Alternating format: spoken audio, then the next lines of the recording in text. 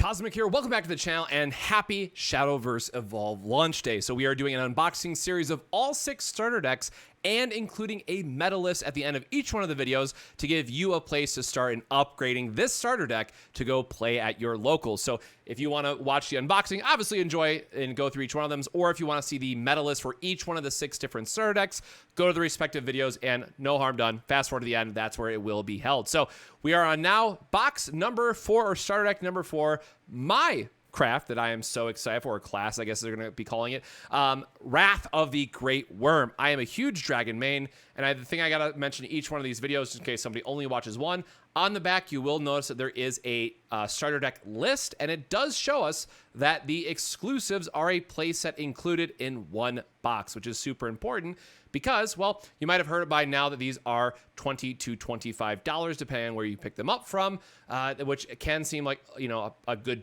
price point or a high price point at first, but it's actually good once you realize all these starters have the maximum as exclusives in one box. And also, this is just a really nice box. This is one of the nicest unboxings that I've gotten to do in quite some time, just in terms of, you know, the quality and the feel of it and what's included. So again, I'm not going to open any of these, but they do come with a life counter, a rule book, and of course the tokens on the backside for damage, life, and the different keywords that you can have, and all that good stuff. But again, for me, that's just getting thrown off to the side. Maybe I'll give it to some new players if they want extra set or something in case they lose theirs, right?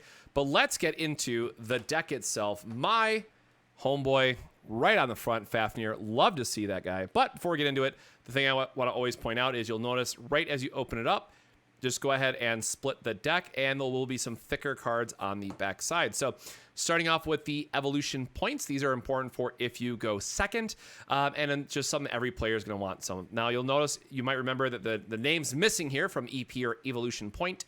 They did put a notification out on the main website about how it was missing, but honestly, it looks better without the name tag in my opinion, so I'm kind of glad it's missing. Every starter deck will have a leader card. These are mandatory for organized play. You have to, you know, present your leader at the start of it. These will have, of course, a already included within the app, but in the main set, you have a chance to open up a super shiny foil version of one of these, which will then unlock 4 additional emotes in the app, as well as give you a custom background for it. So it's really, really cool. I tweeted out an example of what that looks like, so definitely look forward to it if you want to. So there's 2 leaders per case in set 1, and then after that, it's 1 leader per case.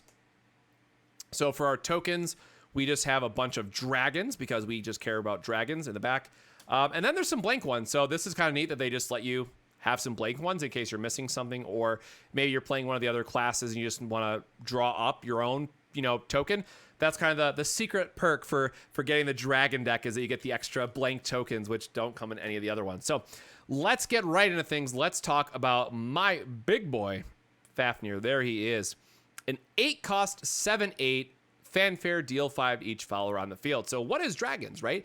You might say, hey, that's expensive. How do you stay alive? Well, dragons, at least in set 1, or I guess they technically have 2 themes. There's the discard side, and then there's the ramp dragon side, which is what we'd expect. So if you played Druid in Hearthstone, or if you've played just like Green Stompy in Magic, right, where you just have a bunch of ramp spells into big payoffs, that's what this is. So if you're like me and just love big dumb followers, this is the deck for you. So, and of course, I just love dragons. I think all their artwork is really great, and Fafnir is just here to clear the board. And then it's a 7/8, so like it's really hard to remove unless they save a Bane for it. So really love this guy, MVP. And then of course, the staple of all staples, probably the best staple in all of the starter deck, is Dragon Oracle. Now, in Japan, they did get a promo version of this. Now I'm going to be absolutely heartbroken if we don't get the same promo of this, but you know, it does have the effect where you can either increase your maximum play points, which is ramp, or draw a card. So again, at some point, if you're already at 10, it's just a cycle. And you know,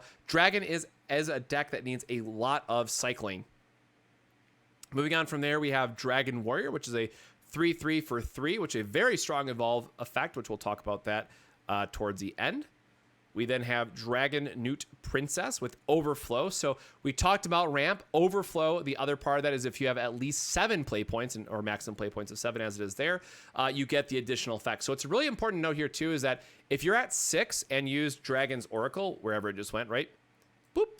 If you're at 6 and use Dragon's Oracle, it does put you to 7 which then means you can play this and get the overflow effect. So definitely keep that in mind as you're playing the deck, because you have ways to turn on overflow to get the full value out of these cards. So again, lots of ramping, lots of, hopefully filtering through the deck to find these big threats, and then the payoff with the fanfare on these guys.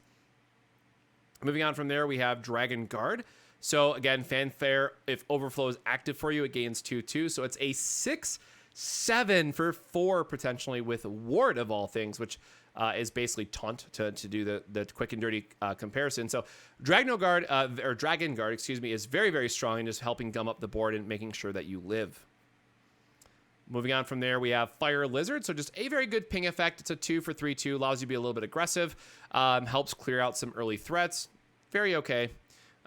Dread Dragon, 7 cost, 7/7, big body, does come into play and hit something for 7, but generally we have bigger and better threats that we can be playing this late in the game. But again, it is a ramp dragon that you want to play into and acts as a removal and really does help kind of really showcase what Dragon wants to be doing. Again, those are all from the main set as well. Moving on from there, we have Rock, who has a free evolve, and then on strike, it can increase its damage. We have Glint Dragon. So just, again, fanfare, blow something up, or at least deal damage to it, and then maybe using one of your other followers or abilities to clean up the rest of the damage. So big old good removal dragons. We then have Dragon Rider, another old school classic. If overflow is active for you, put a dragon token into your EX area, which again was those 5/5s that we've talked about. And there's always nice reminder text there as well. And this is just something that good to play early if you have to, because it can help, clear up the board. Or if you're at 7, right, for play points, you can just get a free dragon, which is very, very strong. Up next, we have Seabrand Dragon, which has Storm if you have overflow. So it's just a good chip in 4 damage, 4 for 4 with Storm. Maybe they're at 4. Maybe sometimes they're just dead if you play this guy. There is Genesis Dragon in set 1, which is going to be like our key Storm threat. But if you want to play a more aggressive version of Dragon, that's also an option available to you in Dragon. So we have 3 of those. Blazing Breath, the signature staple removal, as it were, for Dragon, and something that we're going to continue to see a lot. So it's also in the main set, has nice reminder text here, but this will have multiple foils and printings kind of in the future. We have Dragon Wings, if it can get, there we go. Deal 2 damage to each follower, so this is like our Pyroclasm.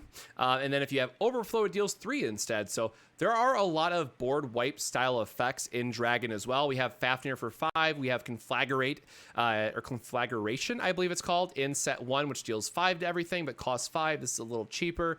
Can let you board wipe for 3 and then play something else. So there's a lot of options in Dragon, depending on how the meta lines up, if that's what you're looking for. And then, of course, we just have some neutrals to round it out. So we have our Goliath. We have our Angelic Sword Maiden to get our ward. We have Angelic Snipe for more removal. And now getting into our Evo deck. So we had mentioned Dragon Warrior. This guy slaps. So it goes into a 4/4. It lets you deal 3 damage to something. So this guy is always killing 2 things, basically, when you Evo him. Maybe 3 if you're lucky. Like, whew, this card can do a lot in the mid-range game and just clearing up the board and making sure that you have extra turns to stay alive, ramp, and find your big units.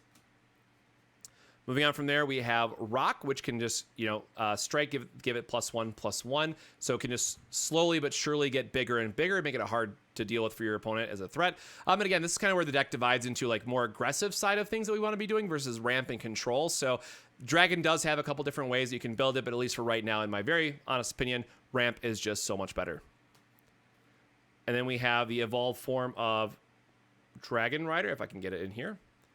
There we go. So you can turn him into a 5/3 and play a dragon. So again, good for early game in case you just need to remove some stuff, or late game if you want to close out the game. And then a 1 of Goliath. So with that, that brings us into the meta deck part of this. So here is just one example of Dragon and what you can be doing with it in set 1.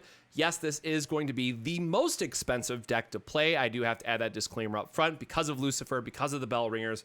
There is just a lot of money in this deck. That said, one of the the cheaper options that you could do if you're stuck on maybe not wanting Lucifers is to put in the Fafnir, which I do think Lucifer is better overall, but it does give you an option to still play this style of deck without completely breaking the bank, because Lucifer does fall off quite a bit in set 2, whereas Bellringer, which will be likely expensive but still very, very good in future sets, and is just a good staple to buy, so you're not upset about picking that one up for the deck. And honestly, it is. I would say Bellringer is absolutely mandatory for just being able to stay alive and cycle through the deck. The Dragoncraft deck does need a lot of draw. And so with that, we have Dragon out of the way. Starter deck 4 of 6. Again, all 6 of these will be on the channel, have a meta discussion at the end of it. And I'm so looking forward to actually getting to sleeve all of these up as soon as I wrap up all this video series and just talk about the different decks and showcase them during Versus videos. So hopefully more of that to come in the future. So with that, my friends, stay safe, stay hydrated, and we'll see you in the next Shadowverse Evolve video. Cheers.